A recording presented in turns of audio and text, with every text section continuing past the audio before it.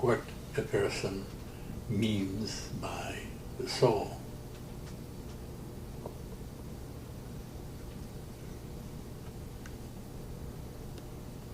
Atman.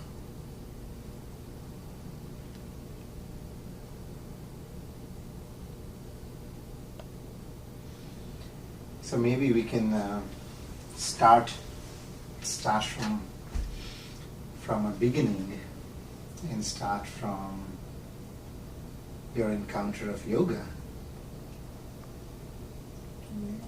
And Well, what yoga is quite explicit on the subject of human identity, who the person is. What is a human?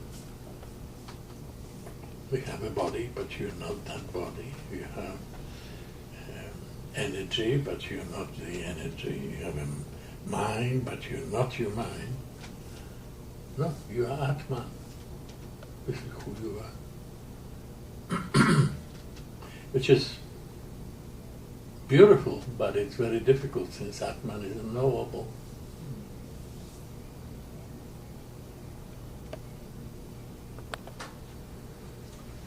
But what is Atman? Atman is a child of Brahman.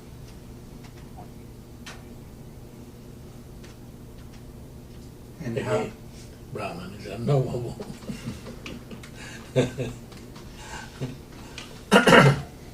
so how does one even begin to understand that? Pardon me?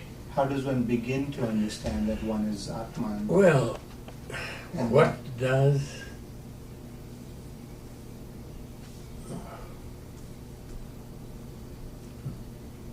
does Brahman do?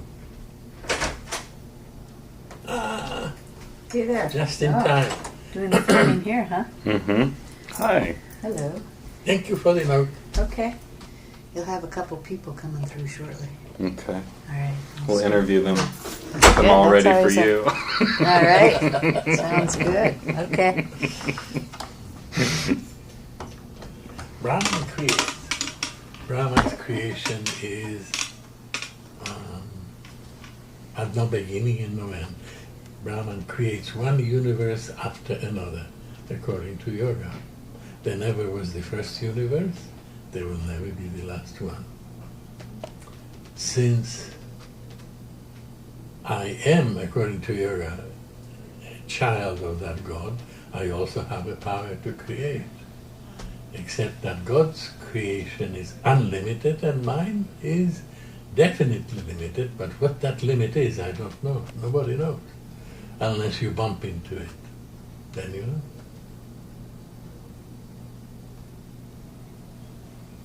Does that answer your question? So how did you encounter the teaching of yoga? Pardon me? How did you encounter the teaching of yoga? How did you start in the path of Oh, yoga? Master found me, that's all. Master was supposed to teach a European. He taught 14 Indians, but he had a 15 and number 15, the last one for him was a European. So that was given to that was a task that was given. Yes, his master gave him that. And his master told him that, oh yeah, so he said that this was 1937. And 1937, people in Europe already knew there was going to be a war. Mm.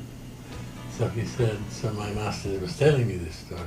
And he said, well, so I thought, and his master had ascended. So he said, if my master knew there was going to be a war, he never would have told me that. So he's sitting, meditating, and something makes him open his eyes. He opens his eyes, his master is in front of him. And he said, of course I knew there was going to be a war. Pack your bag and go.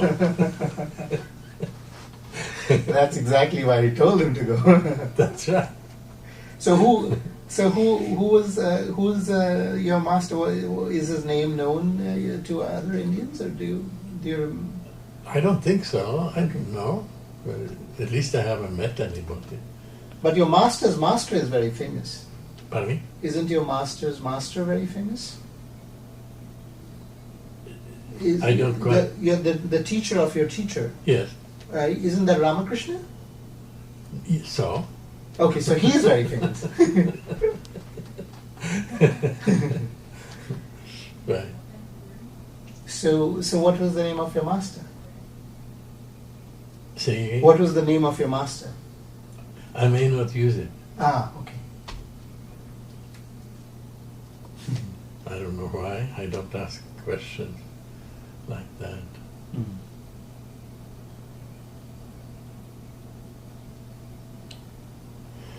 Oh my, oh my, oh my. The reason why for me it is very interesting as an Indian is that Ramakrishna is a household name in India. And so in the Indian Yeah, I know. tradition, to be in a lineage of a particular Mm-hmm. guru is an important thing. Yes, absolutely. So asking about the masters is to understand. Right, but the point is, I am not supposed to teach. Right. That's what my master told me. This is not my job. So that's why I'm not supposed to mention his name. And so then there was the war going on. Oh yeah, right. When he found me, I was at that time. Poland had already been partitioned between Germany and Soviet Russia. And I escaped. I was taken prisoner by the Soviets, but I escaped from there. And now I'm in France. I knew France was also in the war. So I joined the French Air Force, and I was stationed at Lyon-Bron. And the base was too small to house all the new officers, new pilots. So we were allowed to live in Lyon, in the city. So I said, well, okay, I don't like hotels, never wanted to stay in a hotel. We paid fantastic money. It was the best paying Air Force in the world at the time. I couldn't spend all the money. And so I got a cab, we were driving, and I can see Pension Gigère on the building. So I said, sounded good to me. So I said, okay, pull over. He did. And I went in there, introduced myself. Of course, I'm in uniform, I have pilot's wings. So Madame Gigère was very impressed. And she said, well, unfortunately, we do not have a room today, but if you come tomorrow, I'm sure we'll have a room for you. So we did. That's what happened.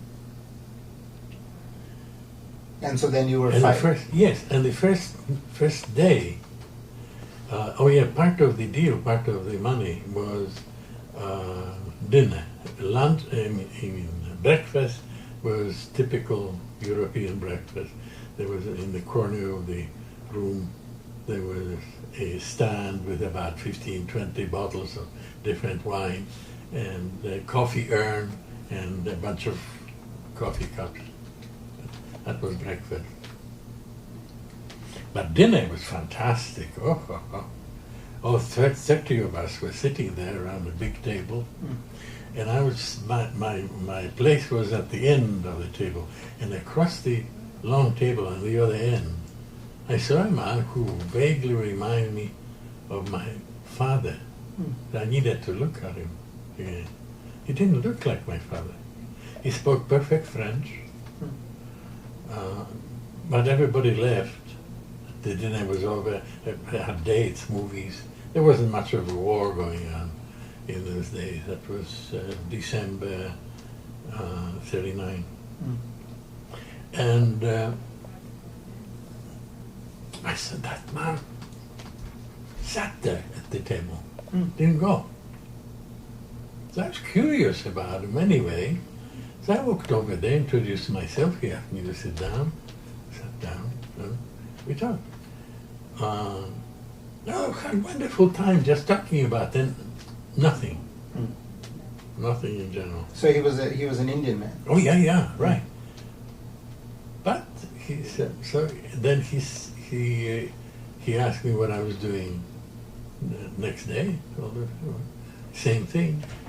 Oh, we'll meet tomorrow. And we met. And we started meeting like this regularly, as long as I was stationed at Lyon. And then, when I told him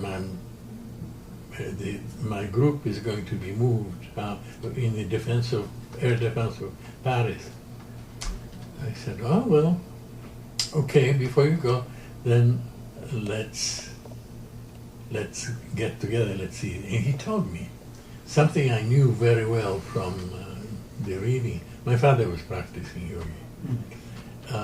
And they made the magic words, don't be afraid, I am going to instruct you in yoga. That's what he said. And I never wanted to be a yogi. I wanted to be a fighter pilot. That's what I was, and I was happy. But that's what he said. And I said, okay. I was delighted to, and I told him, I said, all right, I understand enough about yoga. So I know that I cannot stay as a fighter pilot. So I'm going to resign my commission. And I think you're heading.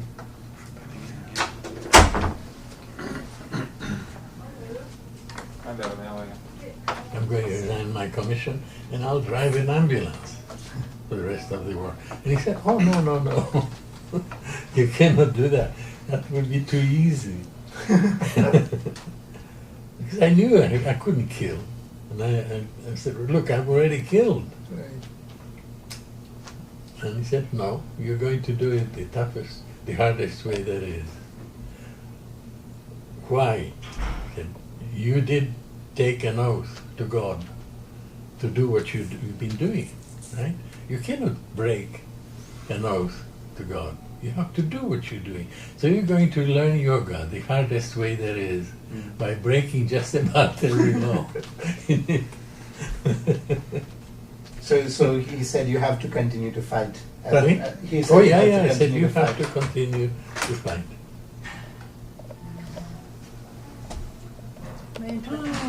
No. Hi. I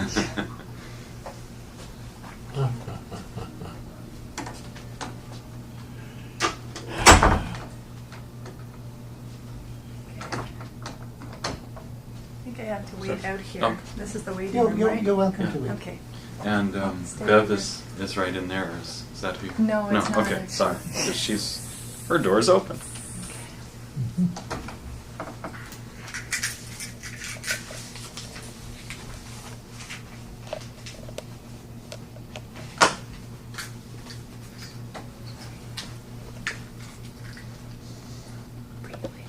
Thank you.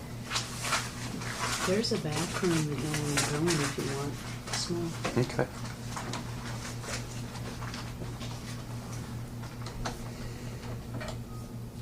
Did she say there's a back room? There is. She said there's a small back room. Oh, that little back room. Mm-hmm. She is very small. Oh, okay. Might not work.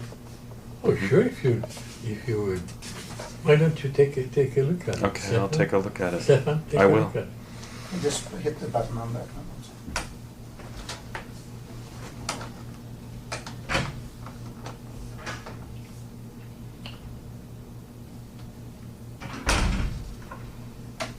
Now I know where the Linksys is.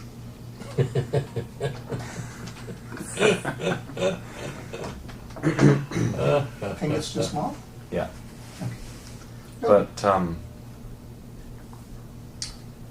you can keep telling us your story. We I did. can always edit So out there is to it. things which are interruptions and stuff. So Pardon me? we'll always be able to edit out if there people come in or there are interruptions. We can edit it later on, so it won't be a problem. Oh, are you recording it? Yeah. Everything. Oh my God. The tapes just keep running. I thought this was a camera. It is.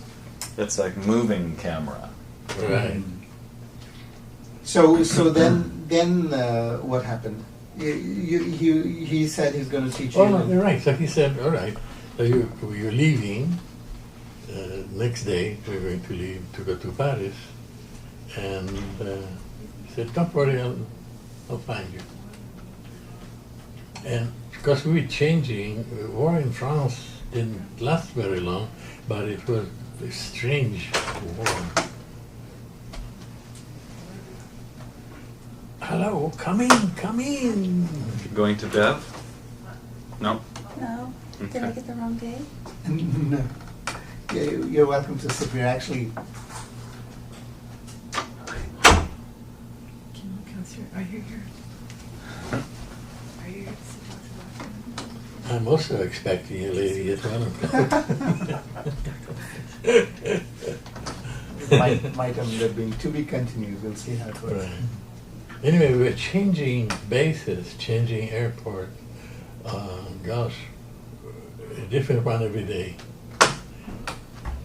He always found me, always. How he did this, I'll never know. Somebody waiting for me? For you, yeah. The lady? Uh-huh. She came through for you. You need to excuse me. That's fine. Thank you. Dr. Lockman? I have your paperwork. That's what I was trying to insert. Okay.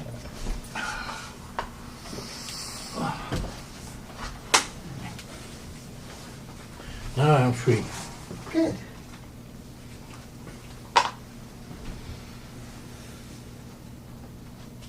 So we were in Paris where we were having the teacher. Yeah, right.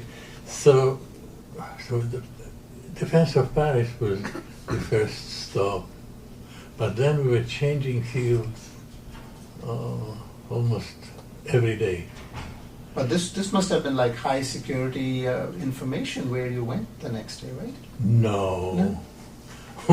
War, that's in France. Remember, this is France. Oh no, no secrets. Oh, okay. No. So he just. Besides, when we moved to Paris, here I am in Paris, and 2-3 days passed. We were pretty busy because Germans were already approaching. So we were flying a lot, and I'm sitting in the officer's mess, and orderly comes and says, "Sir, there's a gentleman to see you." Says, "That's my master." Came in. How you found me? I never asked questions. How he found you, and also how he got into the officer's mess, because probably. I don't know how, but he did. Oh, he followed me all the way throughout France. The French Air Force didn't last very long, so we moved to England. I joined the Royal Air Force right in time for the Battle of Britain, and we're stationed near London. And the same thing where we flew like crazy, three missions a day. And here I am sitting in the evening, sitting by the fireplace, reading a newspaper or something. Again, the guy comes in, the gentleman to see you. So that's what happened. And all this time he was. Yeah, all the time. Teaching you. And then when we came to the Atlantic, what was it, La Rochelle, where we came in to the last base on the Atlantic coast. And I decided, most people went to North Africa, to the French colony. And I decided to go to England. So I said goodbye because my master was there. He said, "Okay, goodbye. Don't worry, I'll find you." And he did. He found me.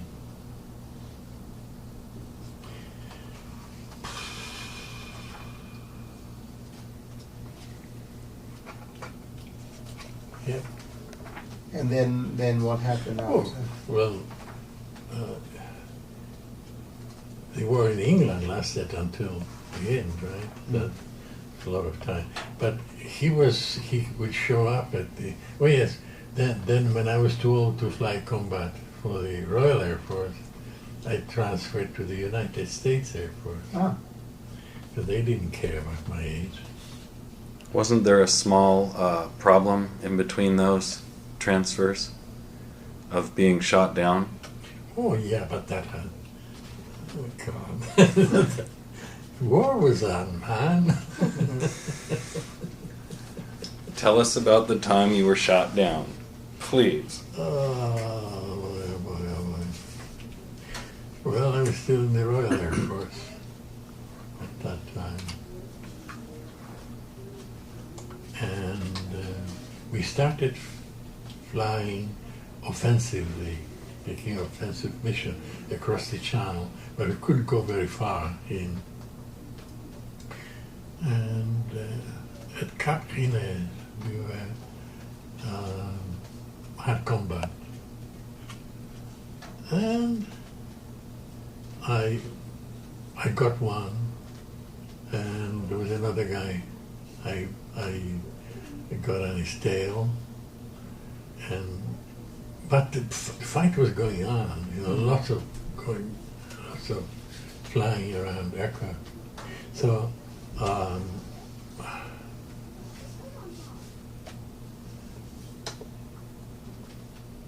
my number two was really beautiful shot. I was getting on his tail and coming very, very close, and then I pressed the button, the trigger button, and it was an air-driven guns, you know, compressed air. So it was a psst, nothing. Guns didn't fire. I must have been hit, and I didn't even realize that. ah, So, but I was so close. I just couldn't let go of it. So I just rammed him and cut off his tail with my propeller. So that was my propeller. I couldn't fly anymore. I turned around and was very close, just across the channel back to England. So I crashed because I had no power, no Right. engine. It was very difficult for me to make a good landing, but so I didn't, and cracked up, got hurt. so you didn't bail out? No, I didn't bail out. No. I bailed out only once and throughout the war, but that was much later. And so then were you injured? Pardon me? Were you injured? Oh, yeah, I was hit very bad. But, so that's where I was wounded. And your master found you in the hospital and taught you how to not be paralyzed? Oh, yeah, no problem there. What was? My master never left me. Well, he did, of course, the war was almost over. Can I ask you to place that card here and I'll have it for you? Your card Oh, there. my card, it doesn't matter. I'd like it Oh. out of the picture. Yeah. Okay. Okay. So what was the prognosis when you were injured? What did the doctors say? Well, my own personal prognosis was I got to get well in a hurry because the war is going on. Right. That's all I knew. So I did. I healed reasonably fast, I guess. And before I knew it, I was back on flying status. Didn't take long. Yeah. Yep. Were the doctors not very confident of your healing, or were they? Oh no, it was a matter of confidence or something. They did whatever they could to fix things up so the man could get back in combat. That's all. Which is all right. I didn't mind. I just hated to be laid up. I wanted out as soon as possible.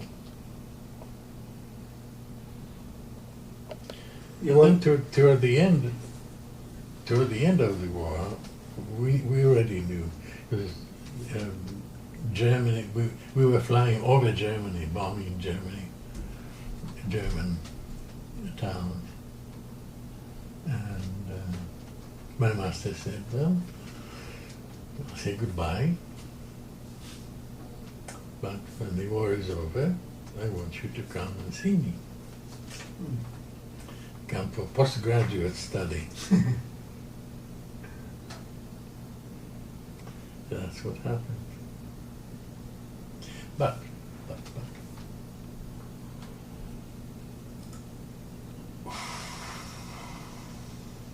So then when the war is over, you went. Yeah, that's right. Well, the war, see, I wasn't really officially a member of the U.S. Air Force. Mm. They needed experienced pilots, so they let me fly. And I flew. They didn't pay. Oh. I didn't get paid. I was getting paid by the king, because I never resigned my commission from the Royal Air Force, but they didn't know. Since I was not flying, they didn't care whether I was sitting somewhere at a desk or not. That's what happened. So that was easy. Hmm. And so then you spent some time with your master. You went to India. Oh, sure. Yes. Yeah. That was delightful. So how long did you stay there? 9 months. 9 months. Anyway. So one of the things I've heard from you is how to use faith, and I was always interested in the story of your recovery also, because you had explained how that was an application of faith, and I'm trying to understand how can we apply the power of faith in our everyday lives. Well, you just have to. Faith is something you either have or don't have it. Mm. But it can be boosted. Yes, it can be boosted by practicing, by leaning on faith. Oh yeah, my faith is powerful. Mm. That's why I'm pushing 100, but I don't know it. My body doesn't know it.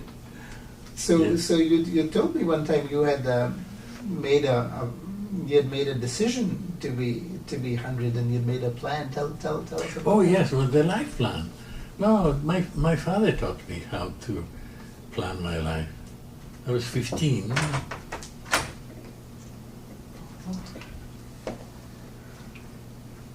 We're in the right place. You're in the right place. You've turned it into an impromptu recording studio. But I see. I'm trying to figure feel free to sit there.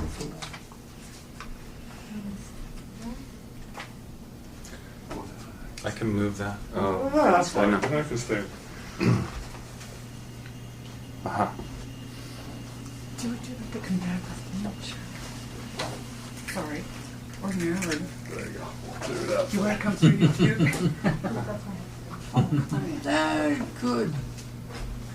Did it right. Say again? So we were talking about your life plan. Well, life plan. My father was a practicing yogi, and he taught me how to plan my life. I was 15 when he told me about this. We had a wonderful, wonderful time.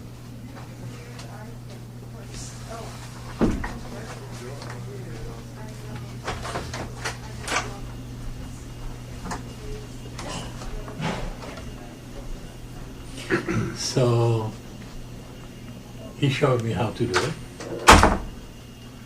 and just turned me loose. It took me a year to come up with a plan. So at 16, I had a plan. And I already, of course, I knew what I wanted to be. I wanted to be a fighter pilot, so it was easy. Going to military schools, everything was pretty much automatic. So that was it. And in the plan, you said you decided how long you're going to live. Yes, I wanted to live to be 94. Huh. Why 94? I don't remember. But it was, I don't know, not 100. When I met my master, that was in late in 39, he was asking me about my life. And I told him that, yeah, I have a plan. But how long you're going to live? 94. He said, nah, 94 doesn't sound right. How about a nice even number? 100. I said, okay, you're the boss. Oh my. Yep. Why did you accept studying Raja Yoga? You said earlier in this interview that you hadn't wanted to, hadn't intended to. No. You wanted to be a fighter pilot, and you were That's happy. right. So what happened right. when you were talking with him? I that don't know. Made I don't know what made me change my mind.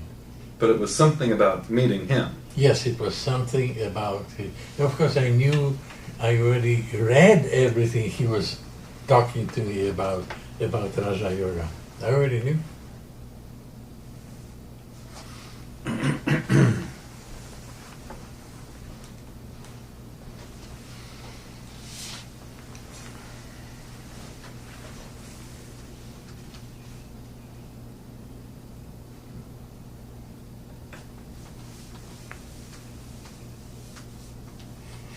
You're on. Yeah. So something magical happened, or you switched, or you changed to being a sincere student of something much more important than the war. No, nothing was more important than the war. This became, it seems, War. more important.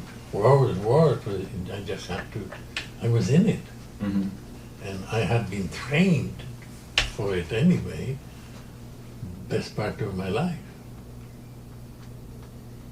So I knew I was an experienced fighter pilot. I was trained properly, so I was supposed to wait for the war. And the war came soon enough. The end came soon enough? No, the war came Oh, soon enough. yeah, you were ready when it came. Yeah, I was absolutely ready. Did your ability to work the controls of the airplane change No. with your understanding of No, yoga? no, Mm-hmm. not at all. No. Controls are controls. No. Do you, No, my attitude changed because I knew I knew I had a long life ahead of me. You know, so I wasn't afraid to die. Used to get in all kinds of troubles, but only because I was careless sometimes, I would say. In the when I finally got my own command, then I couldn't afford to be careless. wow. Was that in the English system? Right, in the Royal Air Force.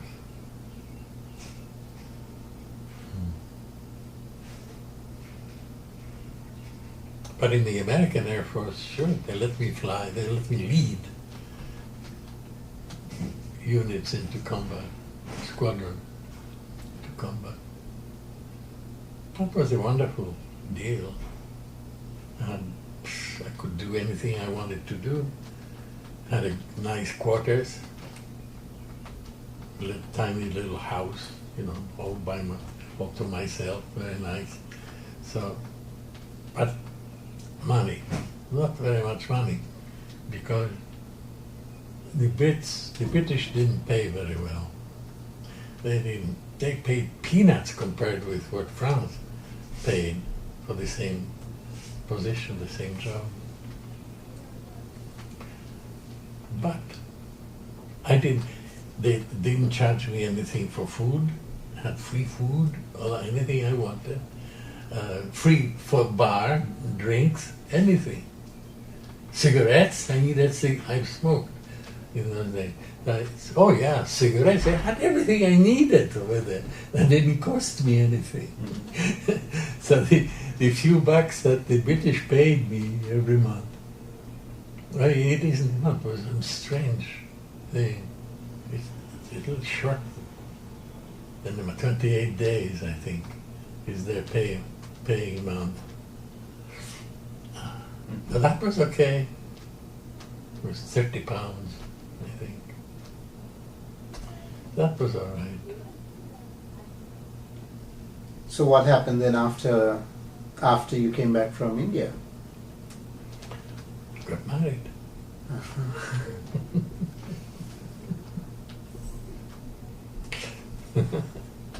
Simple. When did you get your degree in psychology? And from where? From the University of, oh God, what is the name? I'm not thinking very well. Starts with an S, I think. Pardon me? Is it something like Sorbonne? No, France. Sorbonne is French. It's Paris. During the war in France, I lived in Quartier Latin because they didn't have enough quarters. We were in the air defense of Paris, but there was no quarters on the airfield. Villa Coublay. A very nice place, but it was a short drive, so we had cars to pick us up, And I knew Paris. I used to be in Paris before the war. I knew France pretty well. So I thought, Quartier Latin, my favorite part of Paris.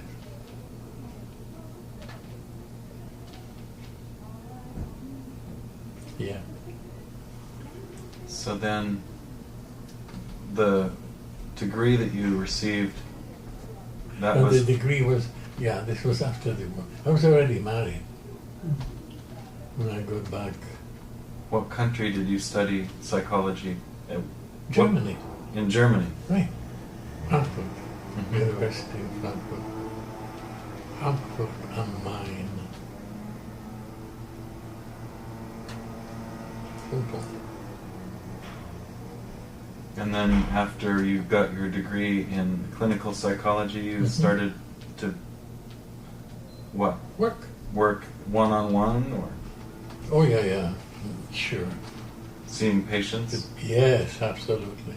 In the United States? Right, New York City. New York, wow. That's where we lived at the time.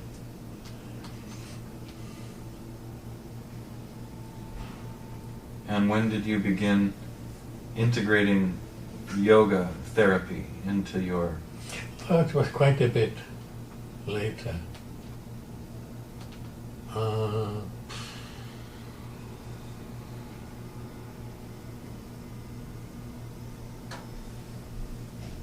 the 70s, 1970s. And how did that come about? How did you decide? Did you find that you needed to use? No, I realized what I knew about yoga, what had to offer in treating people. What does it have to offer? Pardon? What does it have to offer? A better knowledge of a person,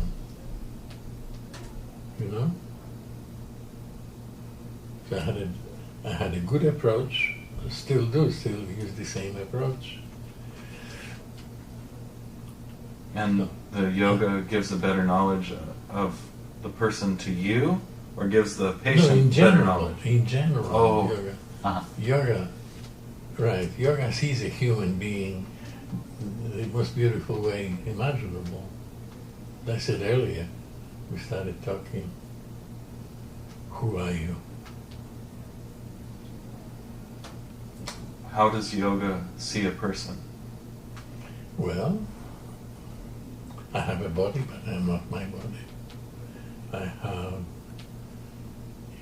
a mind, but I am not my mind. I am Atman, the soul. This is who I am. What is Atman? The child of Brahman, God the Creator. That's how it works. And when patients connect with these ideas, you find that it No, helps they them? don't have to connect to these. That's not what I teach people. I don't talk to people. But I treat them in a different way.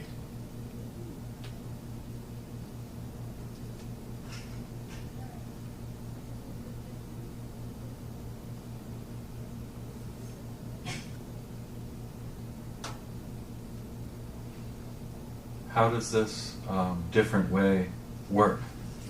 You want to start a practice? Yes, the idea of the person that you meet with being a giver and you helping them find how they're going to give. That's right. Simple. That idea, can you talk or Mhm. speak about that idea? Well, you said it right. You expressed it correctly. What else can I tell? Can't add to it. Well, when I was working with you, Mhm. you did tell me the ideas, and I did connect with the ideas. Mhm. And a few moments ago I started to say when patients connect with these ideas, and you said they don't. You don't explain the ideas. You That's just right. you use the ideas to treat the whole person. That's right. But when I was working with you, you did tell me the ideas. Well, remember, you're a different person. Right, I don't treat everybody the same way. right. Of course. There are always exceptions to every rule. As a rule, yeah, but there is a rule which I developed myself, but I don't follow it all the time. If I don't Right. have to, I don't follow it. It was easy for me to work with you for this reason, because you're a different man. Okay. You're not just an ordinary U.S. citizen. Right. Well, so it feels good to hear you say that, and I understand what you're talking about, but I still think the technique is useful to discuss. I know it's very simple to you, Right. but there's more to say about it. Sure, there's Everyone more to say, comes but in and- I am not particularly comfortable with discussing it. Mm-hmm. Well, I've been But- applying it myself. Pardon me? I have been applying it myself. Mm-hmm. And it's helped me see people's actions from the perspective of they are trying, if they're not already, giving. They're trying to be a giver. Mm-hmm. Mm-hmm. And sometimes I see people's actions and I resist what I'm seeing. I don't like what I'm seeing. I want to change their behavior because it's not very intentional, not very giving, not very loving. Right. And during those moments, I also try to and succeed at seeing the giving side of what they are and what they're doing, even though they're coming across as being difficult. And that helps me sometimes change my perspective on the situation. Of course. Sure. Yeah. Sure. I don't treat people as though I knew how they worked. I Mhm. don't really know how they work. I don't know how they think. This happens. My basic approach to people is pretty much the same. I want to find out how they think, what's going on, how they operate. And if there is an improvement I can offer, I do that. But it's not the same with every person. Right. So what has it been like for you to live the life of a yogi? I know after you took up your practice and... Well, it's the best way to live. Simple. Really. Well, what does it mean to live the life of a yogi? Well, you always have to remember who you are. Always. And act accordingly.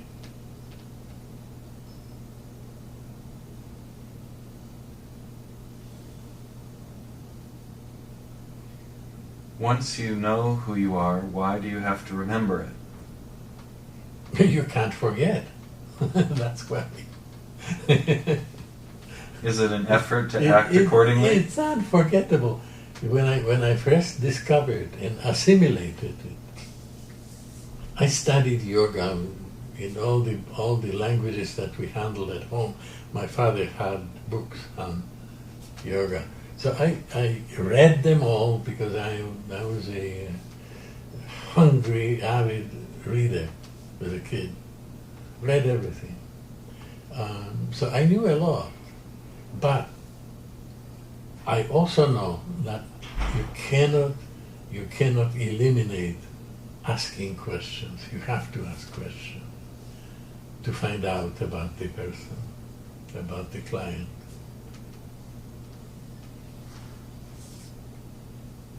And according to what I find out, I can adjust my approach to solving their problems. So a yogi remembers who he is and acts accordingly? Mm-hmm. Can you transmit this understanding of who a person is? Can someone work with you and come to this understanding and assimilate it? Not very many people. Why is that? I don't know. It's human nature, I guess. Right. I don't know. And what is the role of detachment? Well, it gives you proper perspective.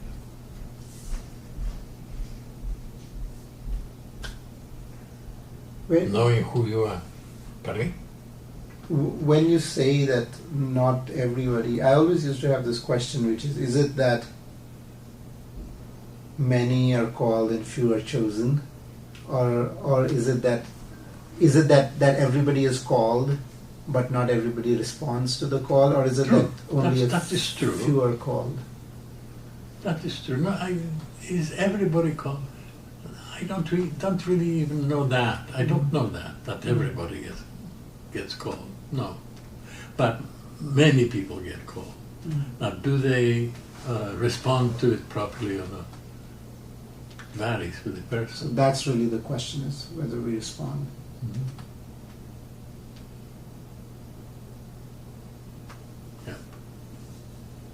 So what is the role of a teacher in this?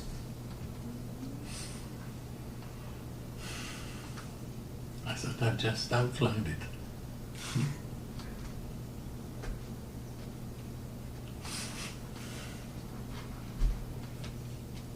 Yeah, you have.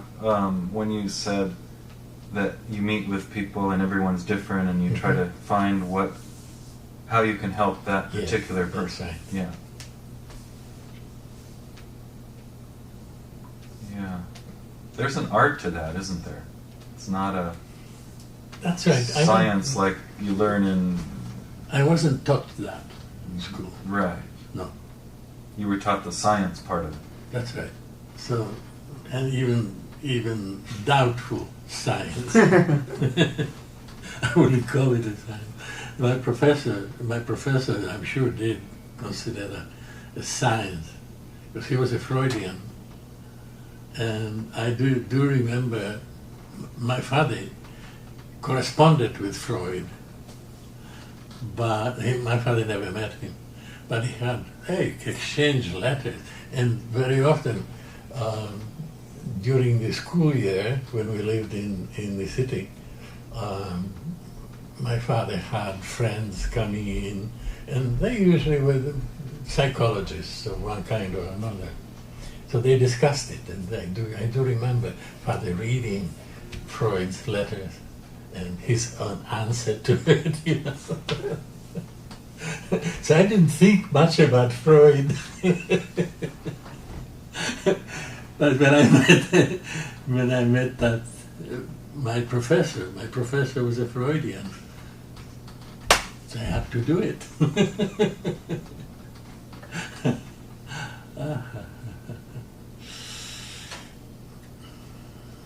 If you excuse me, I need to be excused for a few minutes. Don't. Yeah, I guess you can stop it. We switched. Yeah. I send Steffan back to being a cameraman. Yeah. See, one of the fun and interesting parts. There's many places where this footage could be used, but one of the things I had in mind was to do like a series about yogis, and this could be interesting for an American audience, well, also for an Indian audience, where I know a lot of, for instance, young Indians are not, are not very interested in what their tradition has taught. Oh, I know. And so it's partly to get inspirational stories together for them, where they understand the power of what has been given, and that they start to experiment and research it. That power is absolutely fantastic. I don't know if I don't think I talked to you about it, but my wife was ill for a number of years and was running up expenses. And then even after she died, the bills come in. So I know, but I need it, and I need to work, which is fine. But I can only use that office with Beverly, half the time. I work really less than half time. But I do need the money, and it's unbelievable. Even to me, I keep saying, "My gosh, no! Money is coming in from people I worked with long time ago, many years ago. Money coming in." And you spoke once of how you visualized your need, and then it would manifest based on what. Oh yeah, right. But visualization is just that. Right. I don't call the bank. Right. Because I just need the money. But it's okay, yeah. So however that works, I have no idea how it works. How people I haven't seen in years, and gosh, I didn't know what the hell was going on in their lives. Huh. What happened yesterday? That happened yesterday. What's yesterday? Yeah, right, yesterday. A young woman, she's the wife of of a man with whom I worked, who was many years ago, 20 years ago. The kids are grown up and everything, and I never stayed in touch with them. They were very nice. We parked company, friendly, and so on. She said she was staying. Yes, and I worked with her mother also. It's very often I have family members coming after, one after the other, and even her mother, with whom I talked, I think twice, about some problems she had. Her mother sent me a card with $100 bill inside. You know, things like that. Yeah, just spontaneously. Yeah, right. Now, is it spontaneous? No, I don't think so. There's causality in it somehow, but what it is, I don't know. How it works, I don't know. Other than what I said.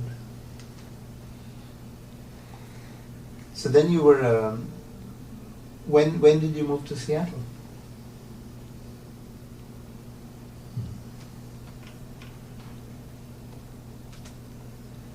Let's see, we bought the house, must have been 1960, I think. And when I met you, you were actually living on a houseboat. Pardon me? When I met you, you were living on a houseboat in Lake Union. No, I had a boat, and it wasn't a houseboat. Oh, okay. I thought you were... it was a beautiful sailing boat. Very fast, very nice.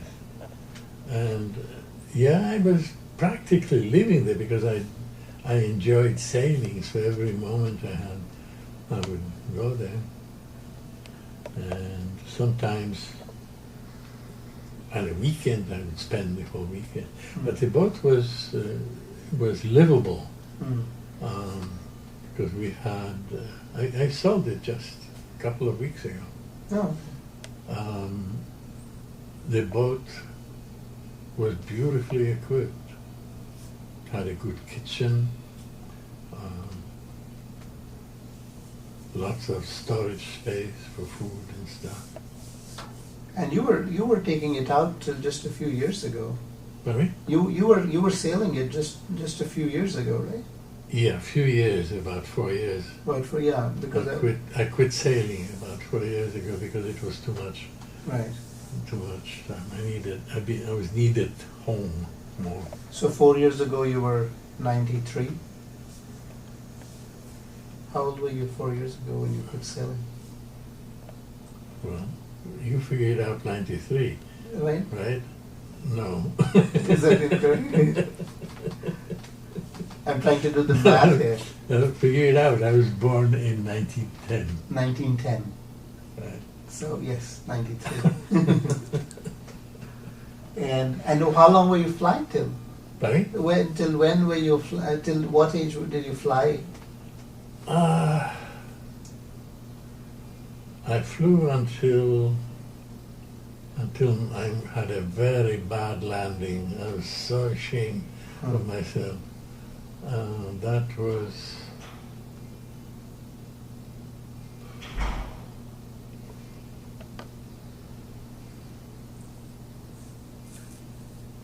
12, 13, 15 years ago. 15 years ago. Okay. So that's still, you were in your 80s when you stopped. Oh, yeah, sure. Okay.